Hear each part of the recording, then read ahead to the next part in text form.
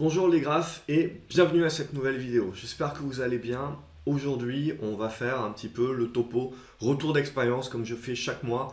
Donc en vous décrivant les résultats, mais c'est pas vraiment les résultats qui importent, c'est la manière. Et donc justement, le but, c'est de faire mon introspection, de faire mon retour d'expérience dans le but évidemment que ça vous aide également à faire votre propre introspection, votre propre retour d'expérience et donc à continuellement s'améliorer pour justement continuer à avoir de bonnes performances et comme ceci au fil de l'année. Donc en gros, ce mois de janvier, il a été comme le mois de janvier de 2018, même meilleur.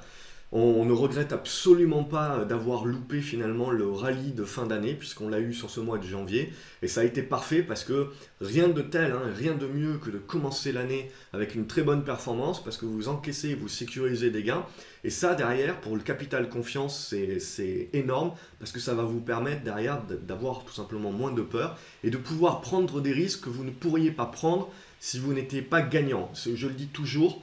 Prenez toujours par rapport, quand vous regardez ce que je fais, etc., prenez toujours en considération le fait qu'il y a des moments où je vais prendre plus de risques sur la base justement que je ne suis en train que de jouer mes gains. Si jamais mon portefeuille est négatif, je suis bien plus discipliné et je fais bien plus attention aux risques que je prends. Et donc je ne proportionne pas mes positions de la même manière et surtout je ne vais pas forcément sur les mêmes dossiers spéculatifs, etc.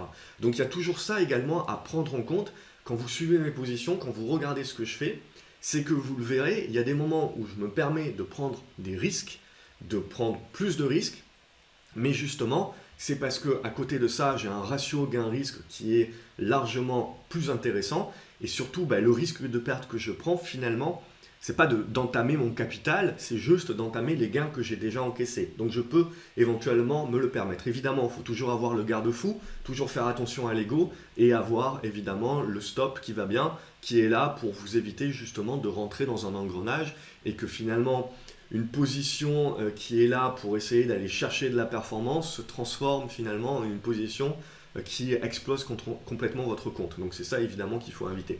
Donc je vous mettrai un lien dans la description de l'article que j'ai écrit, mais en gros on va passer directement, et je pense que je ne vais pas oublier grand chose, mais on va passer directement à la performance. Déjà, je mets une note tout de suite pour les personnes qui se demanderont où est passé Valourec. C'est les comptes au 31 janvier et il faut savoir que j'ai soldé ma position Valourec en perte, donc j'ai perdu quasiment 2% du portefeuille là-dessus sur le 1er février. Donc ça fera partie des comptes et du bilan de février. Mais du coup, on va s'en parler là évidemment puisque ça fait partie de la grosse position du mois de janvier qui n'a pas forcément bien fonctionné. Pas forcément qui n'a pas bien fonctionné, mais l'idée, voilà. Donc en gros, un mois exceptionnel, 14% pour moi avec ma taille de position, je considère que c'est un mois de performance exceptionnel.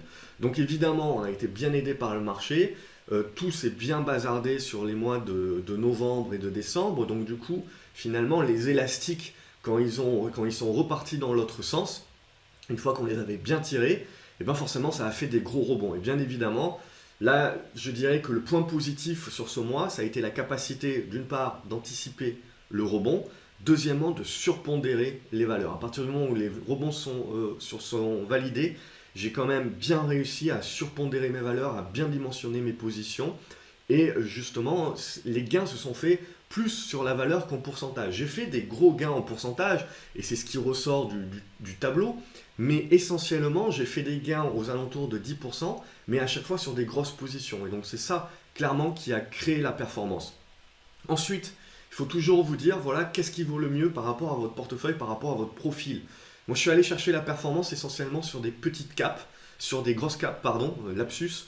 Et donc, sur ces grosses capes-là, j'ai surdimensionné les positions. J'ai pas forcément fait, j'ai fait du 5, du 10%, mais comme j'ai surdimensionné mes positions, ça a quand même fait créer de la valeur. Ensuite, j'ai eu des petites capes où en effet, là, vous êtes capable potentiellement de faire 20, 30, il y a même des capes qui ont fait 50%, mais derrière, vous n'avez pas la capacité, quand vous avez un gros portefeuille, par exemple, de rentrer 5 ou 10% de votre capitalisation directement sur une de ces valeurs-là, surtout que c'est des petites valeurs. Donc en règle générale, vous avez du mal à rentrer et surtout, vous aurez du mal à sortir. Donc c'est ça la difficulté. Donc des fois, suivant la taille de votre portefeuille, il vaut mieux aller sur des grosses caps qui vont peut-être vous offrir 5%, mais d'une manière moins volatile, d'une manière plus sûre.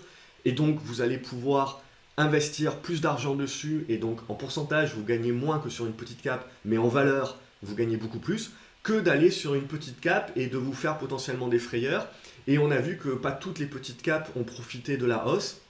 Et parfois, c'est ce que j'appelle des pertes d'opportunité. Et justement, une perte d'opportunité, c'est clairement mon trade sur Valorec. Donc mon trade sur Valorec en soi, moi j'ai décidé de le prendre, j'ai décidé de prendre le risque, de l'anticiper. C'est quelque part l'erreur qu'on peut exprimer là-dessus, c'est que j'ai anticipé la cassure haussière en surdimensionnant ma position. Mais derrière, de la même façon qu'on a eu une mauvaise news qui a cassé le trade, on pouvait très bien avoir une bonne news. Et là, vous avez un gap haussier et derrière, c'est un petit peu plus compliqué de rentrer. Donc, j'ai décidé d'anticiper cette position, de prendre un risque quand j'avais un risque de 2% sur mon portefeuille et j'étais à 14% de gain.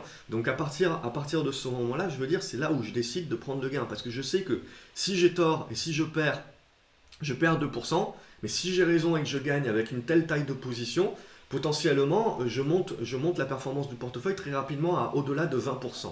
Et derrière, il faut savoir profiter de ces sentiments de marché, là, quand vous avez ces sentiments de marché euphoriques, même si vous êtes dans une tendance baissière sur le rebond, il faut savoir en profiter pour essayer d'engranger le maximum, parce que tout ça, tout ce capital derrière, c'est ce qui va vous permettre de gérer le reste de votre année beaucoup plus facilement. Et donc d'être beaucoup plus patient, parce que vous avez déjà fait votre année.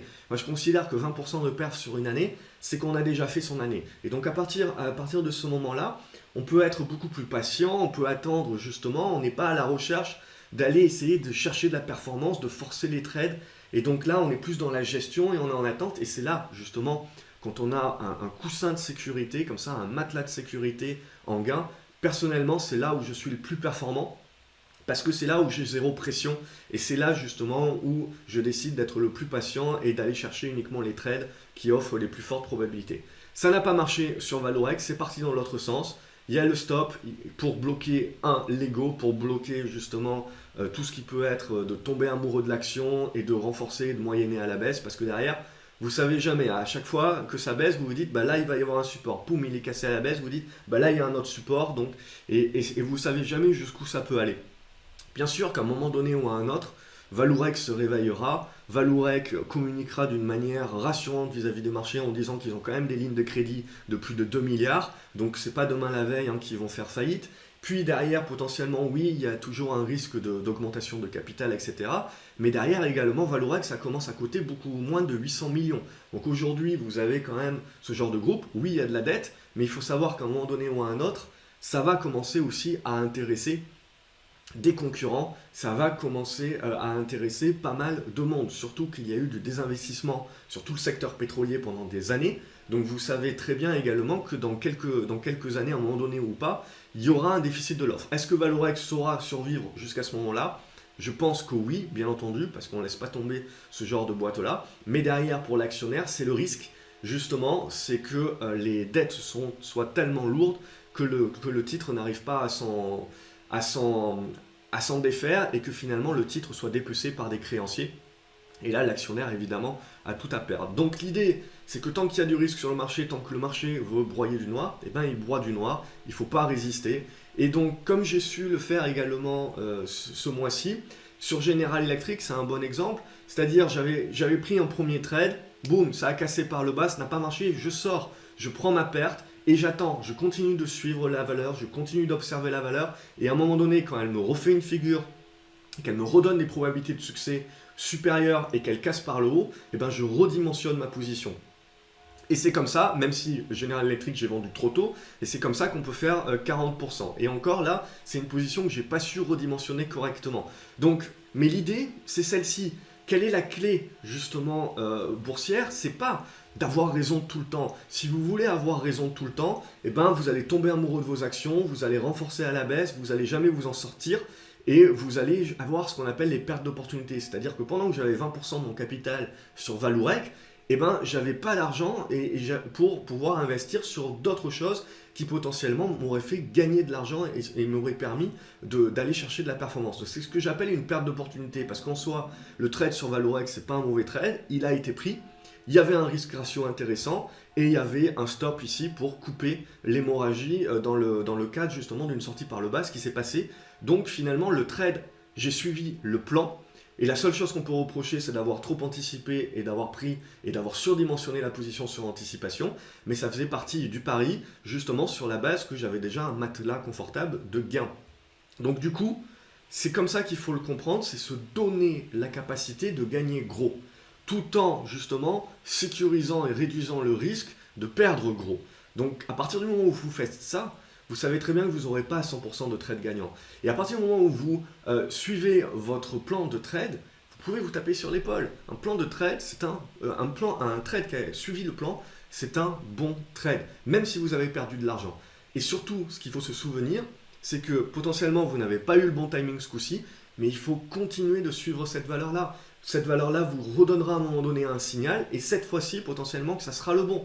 Il m'est arrivé plusieurs fois, avant de faire des gains astronomiques sur une valeur, de prendre le trade 3-4 fois et de sortir en perte, en petite perte, parce que c'était toujours pas le bon moment. Mais la 5e fois, c'était le bon moment, j'ai eu le déclenchement, j'ai renforcé mes positions, j'ai dimensionné ma position, et là, bien évidemment, j'ai bien plus récupéré que toutes les petites pertes qui ont été cumulées, et c'est ça qui vous donne derrière une grosse position. Parce qu'en plus, comme vous la prenez au bon moment, et que derrière vous la surdimensionnez, vous êtes sur un trade confortable émotionnellement, même si vous avez une grosse position, parce que vous savez que dans le pire des cas, qu'est-ce qui peut arriver? Que le titre finalement arrête sa montée, redégringole, et vous vous en sortez avec un petit peu moins de gains que ce que vous aviez prévu, mais comme vous avez surdimensionné en valeur la position, ça reste quand même des gains en valeur qui sont très intéressants. Donc c'est toujours ça qu'il faut garder en tête, et pour moi, je le répéterai très certainement vidéo après vidéo des résultats, etc. Mais c'est quelque part la quintessence de ce qu'il faut retenir, c'est qu'il faut se donner les moyens, ne pas forcer les trades, rentrer sur les trades qui ont les meilleures probabilités de succès, se faire plaisir aussi, ne pas hésiter à se faire plaisir quand on est en gain, quand on a un matelas de sécurité de gain, de se faire plaisir sur des trades qui ont des risques ratios intéressants, mais qui sont quand même spéculatifs, hein, bien évidemment, on était sur du spéculatif là, et je vous parle de mon portefeuille court terme spéculatif, donc je suis sur des positions quand même qui sont là pour aller chercher de la performance avec un risque. Sinon, il y a un portefeuille long terme, bien évidemment, où là, c'est pas sur ce portefeuille-là que je vais acheter du Valorec. Et donc, derrière, toujours l'idée, voilà, de se donner les moyens de gagner gros, de surdimensionner les positions quand le marché vous donne raison, et à partir de ce moment-là, de plus penser en performance en termes de valeur que de pourcentage. Toujours faire attention, parce que sinon, vous vous créez des blocages psychologiques, hein, qui sont de dire à chaque fois vous avez l'impression que vous êtes en gain latent, et à chaque fois dès que l'action rebaisse, vous avez l'impression de regagner, de reperdre des gains que vous aviez. Mais vous n'avez pas vendu ces gains. Donc ces gains n'existent pas. Vous devez vous focaliser sur le trade, c'est-à-dire que tant que vous n'avez pas vendu votre position, le trade vous est à zéro. C'est zéro pour vous. Et un trade confortable, c'est un trade justement où vous êtes en plus-value latente, et que vous savez que dans le pire des cas, mis à part si évidemment il y a un gap de l'espace qui sort et qui vous sort de votre position en perte, mais dans quasiment le pire des cas, 99%, des cas, vous savez que vous ne perdrez pas sur ce trade-là. Et ça, d'un point de vue émotionnel, c'est un trade confortable. À partir du moment où vous savez que vous ne perdrez pas, pourquoi couper les ailes à votre trade? Vous coupez à la limite, vous sécurisez la moitié et vous laissez le reste filer, vous laissez le reste vous surprendre et aller bien au-delà de vos objectifs. Surtout quand on est dans des marchés comme ça, qui reprennent espoir et qui finalement, d'un extrême de broyer du noir, passent à l'autre extrême de l'euphorie. On sait très bien qu'à un moment donné ça va se calmer, mais tant qu'on est dans l'euphorie, il faut savoir en profiter. Et le marché saura très certainement de toute façon vous donner les signaux à un moment donné quand l'euphorie se termine et qu'on repart en consolidation. Donc l'idée, voilà, de mon trade sur Valorec comme d'autres trades, c'était de profiter de ce sentiment de marché, de profiter de cette euphorie et de justement tenter d'aller chercher le plus de performance possible tout en réduisant mon risque. Et je pars du principe que quand vous prenez un risque de portefeuille de 1 à 2% sur une valeur, sur un portefeuille spéculatif, c'est prenable. Et là, j'ai perdu 2% en ayant quasiment 22% de mon portefeuille sur cette valeur-là. Donc c'est tout à fait respectable. Le seul préjudice, finalement, c'est qu'en étant sur Valorec, qui finalement n'a rien fait et qui a fini par me coûter de l'argent, et ben c'est finalement des capitaux que je n'ai pas pu investir sur d'autres titres qui avaient des capacités supérieures et qui auraient pu donc me rapporter. Donc c'est ce que je nomme une perte d'opportunité. Mais après, il ne faut pas regretter ce genre de choses-là. Je veux dire, vous aviez un trade, vous avez le plan de trade, il faut suivre le plan de trade. Et après, c'est uniquement vraiment, si vous voulez faire un arbitrage parce que vous voyez vraiment quelque chose de plus intéressant, vous sortez une position qui n'a pas terminé son plan de trade pour aller l'investir sur une autre position. Mais ça, voilà, il faut également faire attention par rapport à ça, de ne pas que ça ne devienne pas un automatisme. Parce que le but, c'est que vous mettez votre plan de trade et vous suivez le plan de trade. C'est ça vraiment qui est important. Et derrière, vous allez avoir des échecs. Vous aurez des positions perdantes. Ce qui est le plus important, c'est d'avoir suivi votre plan de trade. Et à partir du moment où vous suivez votre plan de trade, derrière, la clé, elle se fait quoi? Elle se fait sur quelques valeurs que vous savez bien surdimensionner, qui vont vous rapporter l'essentiel de votre performance. Et derrière, votre performance se fait sur votre capacité, sur les trades qui ne se passent pas bien, à savoir les couper, à avoir vos stops, à avoir justement votre capacité à bloquer votre ego pour éviter de transformer des petites pertes en grosses pertes. Et la différence, elle se fait uniquement sur ça. Et donc, c'est la patience, l'attente, d'attendre que les meilleures configurations se mettent en place, et derrière d'appuyer sur le bouton et de ne pas hésiter quand le marché vous donne raison, quand les probabilités sont dans votre sens, quand le risque ratio de gain est dans votre sens également, de ne pas hésiter à surdimensionner les positions. Bien sûr, dans les règles de l'art, c'est-à-dire qu'il faut quand même éviter, ça dépend les portefeuilles, etc. Mais il faut éviter quand même de faire du all-in. Donc c'est ce genre de choses-là. Mais derrière, c'est cette capacité-là qui va créer réellement la performance sur le portefeuille. Et derrière, toujours, hein, plus vous surdimensionnez une position et plus évidemment, vous devez matérialiser également le risque et faire attention que votre surdimensionnement de position, et si votre stop est touché, que vous ne soyez pas dans des pertes qui vont handicaper votre portefeuille de plus de 2%. Après, si vous avez des petits portefeuilles, évidemment, vous pouvez vous permettre de perdre un petit peu plus parce que vous êtes obligé. Quand vous êtes un petit peu sous-capitalisé, vous êtes finalement obligé de prendre plus de risques. J'ai été obligé moi-même de prendre plus de risques à mes débuts. Mais derrière, ça fait partie du jeu. Et c'est le but, hein, l'optimum, c'est d'arriver à cette taille de portefeuille qui vous permet justement d'avoir une stratégie, de pouvoir commencer à mettre en place une stratégie vraiment équilibrée de gestion de position, etc. Donc voilà un petit peu ce que l'on peut ressortir de ce bilan de ce mois-ci. Donc les points positifs pour moi, c'est la capacité d'avoir bien vu les rebonds, d'avoir surdimensionné les positions quand il fallait. Et après, voilà, il y a ce trade Valorec qui est pour moi plus une perte d'opportunité, mais qui à la fois a suivi le trade. Je me suis donné les moyens de gagner, potentiellement de gagner gros. Ça n'a pas fonctionné, mais donc on sort, on prend la perte, et de toute manière, ça n'a pas plus handicapé mon portefeuille que ça. Et on est dans la capacité de ne pas handicaper le portefeuille pour survivre et voir demain et attendre qu'il y ait des nouvelles opportunités parce qu'il y aura toujours de nouvelles opportunités. Il ne faut jamais avoir peur, se précipiter parce que vous aurez toujours des nouvelles opportunités sur le marché, qu'ils soient en tendance baissière, qu'ils soient en tendance haussière, il y aura toujours des choses intéressantes à faire. Au niveau du portefeuille long terme, c'est une performance de 5% sur cette année, donc une très belle performance également, due au fait que j'avais bien surdimensionné les valeurs, les minières notamment, donc sur l'or, sur l'argent. Le cuivre, je ne suis pas passé à l'action encore parce que j'arrive sur la seule valeur qui m'intéresse. Mes brokers ne me la proposent pas à l'achat, mis à part au Canada. Et au Canada, je n'ai pas encore des frais exceptionnels. Donc potentiellement, il faudrait que j'ouvre un nouveau compte qui me permet d'avoir des bons frais au Canada. Mais voilà, l'idée, donc du coup, je me suis penché plus sur la Russie. Hein, je vous en avais déjà parlé de la Russie. C'est pas cher. Il y a des bons dividendes, il y a des matières premières à gogo et je pense que les matières premières ça va devenir quelque chose d'assez intéressant dans les années à venir. Même si à court terme si on parle de récession etc, on peut se dire du coup qu'il y aura une crise en gros de la demande, mais je pense que suite à cette crise de la demande, il y aura surtout une crise de l'offre dans quelques années. Donc c'est ça qui sera intéressant.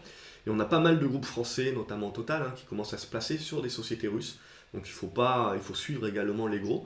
Donc plutôt que de prendre un tracker Russie qui est déjà assez élevé, j'attendrai potentiellement une consolidation. J'ai pris du Gazprom. Alors pour prendre du Gazprom, en fait j'ai pris un ADR aux US, donc qui vous permet justement d'avoir du Gazprom. sans pour autant acheter directement sur le marché russe et donc dépendre évidemment de la parité avec le rouble. Là, évidemment, j'ai un compte en dollars, donc je dépends de la parité avec le dollar, mais pour moi, je préfère dépendre du dollar que par exemple de monnaie un petit peu plus exotique, pardon, comme le rouble. Donc voilà un petit peu l'idée. J'ai commencé avec du Gazprom, on verra la suite. J'ai pas mal réduit sur les banques, j'ai pas mal réduit sur mon tracker Europe et je suis complètement sorti des US et notamment de mon tracker Nasdaq. Et donc en valeur US sur le long terme, il me reste que du BlackBerry. J'en ai quand même une sérieuse position. Donc là aussi, je verrai, il faudra gérer cette position-là. Mais en gros, l'idée, c'est toujours la même. Il me reste à peu près 25% de liquidité sur ce portefeuille-là. Et donc là, l'idée, comme sur une autre vidéo que je vous ai montré ou que vous allez voir sur le cuivre, c'est qu'on est en attente. On a profité du rebond, j'en ai profité pour reprendre des liquidités, j'ai conservé mon exposition sur la partie or, etc., donc défensive. Et par contre, sur la partie action, je garde quand même une exposition, mais je l'ai réduite. Et donc derrière, j'attendrai. Soit le marché rebaissera et je verrai des probabilités justement de revenir sur le marché action et donc de pouvoir racheter et surpondérer à nouveau, par exemple sur les banques, qui est quand même un secteur que je continue de suivre, et également sur les valeurs européennes également. Les US, ça sera plus en titre d'aller chercher un petit peu de la surperformance, donc plutôt le Nasdaq. Et derrière, justement, je suis plus en train, pour être un petit peu plus réactif, en train d'aller chercher des actions en direct. Donc j'ai acheté du Sanofi dernièrement, voilà, placé sur du défensif, j'ai de l'Orange également, défensif avec bon dividende, un bon carnet de commandes, de bonnes perspectives, c'est-à-dire des valeurs qui, même en cas de récession et de crise, baisseront bien évidemment, parce que vous n'avez pas de valeurs clairement défensives, mais permettront voilà, d'encaisser un petit peu le choc et délivreront et continueront de délivrer, puisque si on regarde les cash flows, etc., continueront de délivrer un dividende, même en cas de crise, etc. Donc on a une certaine sécurité. Donc là, vraiment, c'est de la gestion voilà, de bas de laine, gestion de portefeuille de long terme, qui est capable voilà, de résister à cette période où on est en attente, c'est-à-dire on est vraiment dans la neutralité. C'est pas encore le moment de parler de crise, c'est pas encore le moment justement de voir la récession à venir. Et puis surtout, c'est pas le moment de voir si cette récession arrive tout de suite, elle se transformera en crise. Peut-être que ça sera une petite récession et qu'on repartira de plus belle. Et par contre, c'est pas le moment de se réexposer aux actions. On a eu un bon rebond. Ça demande à construire maintenant pour qu'on ait justement des probabilités, des capacités à pouvoir voir la suite d'une manière un petit peu plus joyeuse ou pas. Donc voilà, le portefeuille également à la fin de ce mois de janvier, je l'ai configuré un petit peu pour être robuste par rapport à cette phase très certainement de temporisation que l'on va connaître.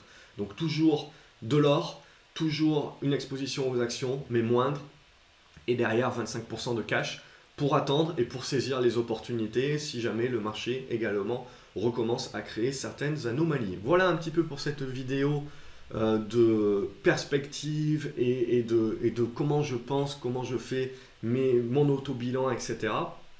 pour continuer donc sur le mois de février. J'espère que ça vous a plu. N'hésitez pas à mettre un pouce en l'air si tel est le cas, à partager cette vidéo si vous pensez que ça peut aider d'autres personnes et à vous abonner à la chaîne, comme ça vous ne loupez aucune autre vidéo. Je vous souhaite une excellente journée. Merci d'avoir regardé. À la prochaine. Salut les graphes.